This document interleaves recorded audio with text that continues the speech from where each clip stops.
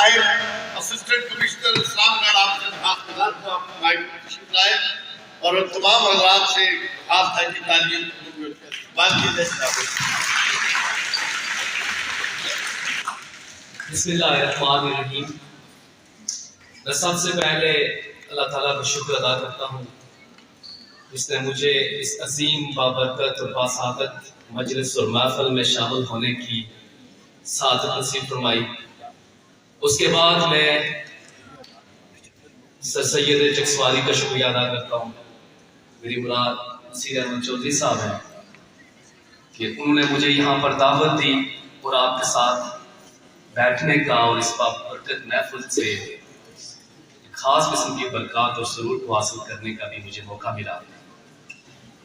آپ کی آج کی اس محفل کے اندر بیٹھے ہوئے تمام معززین، اسٹیج کے اوپر تشریف فرما انتہائی قابل قدر ہستیاں، تمام طلباء اور طالبات، معلمین اور معلمات، آپ کے پرنسپلز، آپ کی سول سوسائٹی، سماجی اور سیاسی شخصیات، پریس اور دیگر تمام نمائندگان کا شکریہ ادا کرتا ہوں. مجھے خوشی ہے آج ہم نے صرف خوبصورت آوازیں نہیں سنی بلکہ ہم نے دلوں کی عقیدت سنی ہے، زبانوں کی محبت سنی ہے، آنکھوں کی روشنی دیکھی ہے. بلا شبہ یہ خوبصورت آوازیں ہمارے دلوں کا نور تھی. نبی کریم صلی اللہ علیہ وسلم کے ساتھ محبت ہمارے دلوں کا ایمان ہے اور یہ آوازیں اس محبت اور اس ایمان کی عکاسی کر رہی تھی. اس محفل نعت کے اندر شریک جتنے بھی طلباء اور طالبات جنہوں نے یہاں پر نعت پڑھی، جو اس میں کامیاب ہوں گے ان کو پیش مبارکباد پیش کرتا ہوں، لیکن جن کو انعام نہیں مل سکے گا ان سے کہنا چاہوں گا کہ حضور نبی کریم صلی اللہ علیہ وسلم کی بارگاہ میں کوئی نعت ضائع نہیں جاتی. اللہ تعالیٰ ہم سب کو نبی کریم صلی اللہ علیہ وسلم کی محبت عطا فرمائے. آمین. عسکری سائنس کالج اور ان کے ساتھ منسلک جتنے بھی ان کی فرنچائزز ہیں، جیسا کہ چودھری نصیر احمد صاحب بتا رہے تھے، آپ ایک عظیم کام کر رہے ہیں. آج 19 سال سے آپ یہ کام کر رہے ہیں. نعت کے حوالے سے آپ نئی نسل کے اندر اخلاقیات اور محبت رسول کو اجاگر کرنے کے لیے اپنا پچھلے کئی سالوں سے کردار ادا کر رہے ہیں. آج ضرورت ہے کہ اس بھٹکے ہوئے آہو کو پھر سے سوئے حرم لے جایا جائے. ہر چیز زندگی جو خدا کی دی ہوئی ہے، اس کے اندر جو زندگی کے اندر جو روح ہے وہ نبی کریم صلی اللہ علیہ وسلم کی محبت ہے. جب آپ کی بات کرتے ہیں تو نگاہ عزت و احترام سے جھک جاتی ہے کہ کیسا ایک دیا سورج کی بات کرے، ایک قطرہ کلثم کی بات کرے، تشنگی کوثر کی بات کرے، اور مجھ جیسا ناچیز پیغمبر کی بات کرے. اور پیغمبر بھی وہ جو صاحب نولاک ہو، جو ختم الرسلین ہو، جو احمد مجتبیٰ ہو. آپ کی آمد سے اندھیرے چھٹ گئے، آپ کی آمد سے بدھ سجدہ ریز ہو گئے، نگاہیں بدل گئی، خیرہ ہو گئی، خیر و شر کے معیارات بدل گئے، تمدن کے ایک ادارے اور ایک شعبے کی قیا پلٹ گئی. ایک قرآن وہ ہے جو 30 پاروں میں بند، جو اذانوں میں گونجتا، نمازوں میں دمکتا اور یاد الہی کی تنہائیوں میں چمکتا ہے، جو عبدوں کا اوڑھنا، زاہدوں کا پہناوا، فقیروں کی توشہ اور فقیروں کی ماوا ہے. مگر دوسرا قرآن وہ ہے جو 13 برس تک مکے کی گلیوں میں پھرتے اور پتھر کھاتے رہے، جن کی ریش مبارک پر خون کے قطرے جم گئے ہیں، جن کے جانثار ان کے جائیں اور بائیں جمع ہیں اور ان پر بچھے جاتے ہیں، جو خلوتوں کا ملچہ اور جلوتوں کا ماوا ہے، جن کا نور سب سے پہلے پیدا کیا گیا اور ظہور سب سے آخر میں ہوا.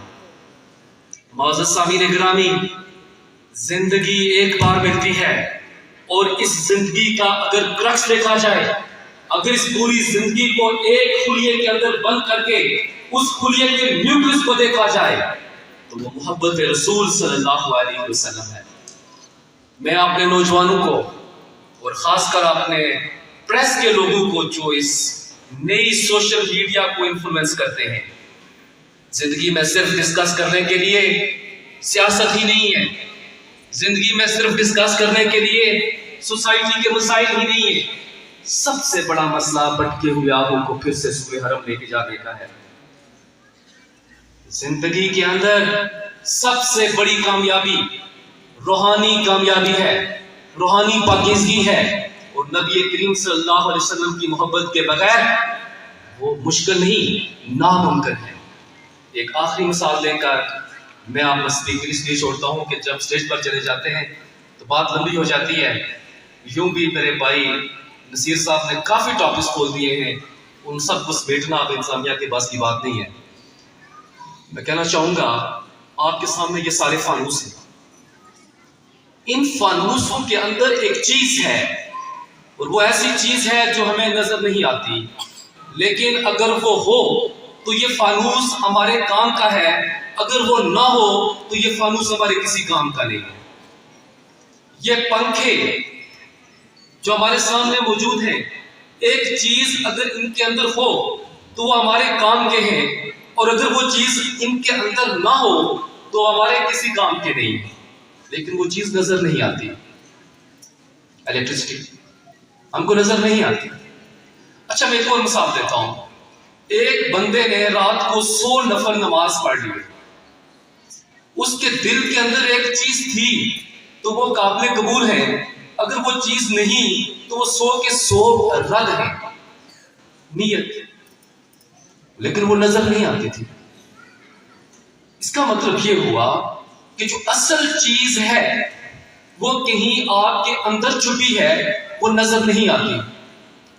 ہمارا بہت قریبی عزیز اگر جی رہا ہے تو ہمارے آس پاس پھرتا ہے, لیکن ایک ایسی چیز جو اس کے اندر موجود ہے وہ نظر نہیں آتی. اگر وہ ہو تو وہ ہمارے آس پاس ہماری زندگیوں میں موجود ہے, لیکن اگر وہ ہمارے اس کے اندر نہیں تو ہم اسے فوری طور پر قبر کے حوالے کریں گے.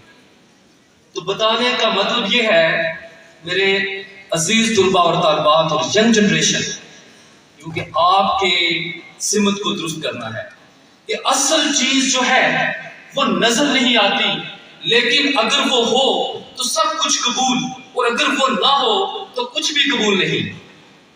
آپ کی نمازیں نظر آتی ہیں, آپ کے حج نظر آتے ہیں, آپ کے استغفار نظر آتے ہیں, آپ کی داڑھی اور تسبیح نظر آتی ہے, لیکن اس کے اندر ایک چیز ہے جو نظر نہیں آتی. لیکن اگر وہ ہے تو یہ ساری نمازیں قبول, یہ سارے روزے حج قبول, لیکن اگر وہ نہ ہو تو یہ سب کے سب رد و مردود. اور وہ ہے محبت رسول صلی اللہ علیہ وسلم. اگر وہ محبت آپ کے دل کے اندر موجود ہے تو پھر آپ کی نمازیں, آپ کے روزے, آپ کے نیک اعمال, آپ کی سماجی خدمات, آپ کی سیاسی خدمات سب قابل قبول ہیں. اور اگر وہ نہ بظاہر نظر آنے والی چیز آپ کے دل کے اندر موجود نہیں تو آپ کے پاس کچھ بھی نہیں. میری طرف سے آپ نے تمام حاضرین و سامعین کو آج کی اس محفل کے حوالے سے یہی میسج ہے. اللہ تعالیٰ قرآن مجید میں ارشاد فرماتے ہیں, اِنَّا أَرْسَلْنَاكَ رَسُولًا شَاهِدًا وَمُبَشِّرًا وَنَذِيرًا لِتُؤْمِنُوا بِاللَّهِ وَرَسُولِهِ وَتُعَزِّرُوهُ وَتُوَقِّرُوهُ وَتُسَبِّحُوهُ بُكْرَةً وَأَصِيلًا. معذرت کروں گا اگر اس میں کوئی غلطی ہوئی.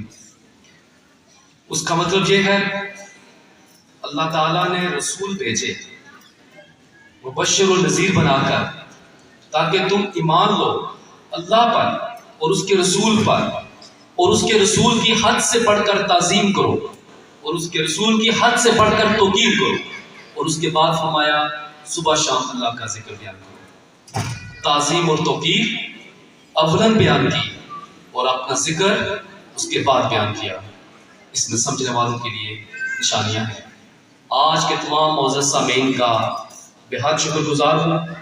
آج کی انتظامیہ, عسکری کالج, اس کے طلباء و طالبات, اس کے معلمین و معلمات, اس کی مینجمنٹ اور سر سید چکسواری کا بہت معترف ہوں مشکور ہوں اور آپ کو خراج عقیدت پیش کرتا ہوں کہ آپ گزشتہ 19 سال سے ایک عظیم کام کرتے چلے آ رہے ہیں.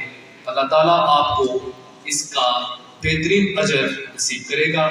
آج جو آپ کے چہروں پر نور اور آپ کے دلوں کے اندر سکون ہے، شاید یہی وجہ ہے کہ آج 19واں محفل نعت کا فنکشن آپ کروا رہے ہیں. بسم اللہ الرحمن الرحیم کے بھی 19 لفظ ہیں اور آج آپ کا فنکشن بھی 19ویں سال کا ہے. آپ کو بہت بہت مبارک. آپ سب کا بہت بہت شکریہ.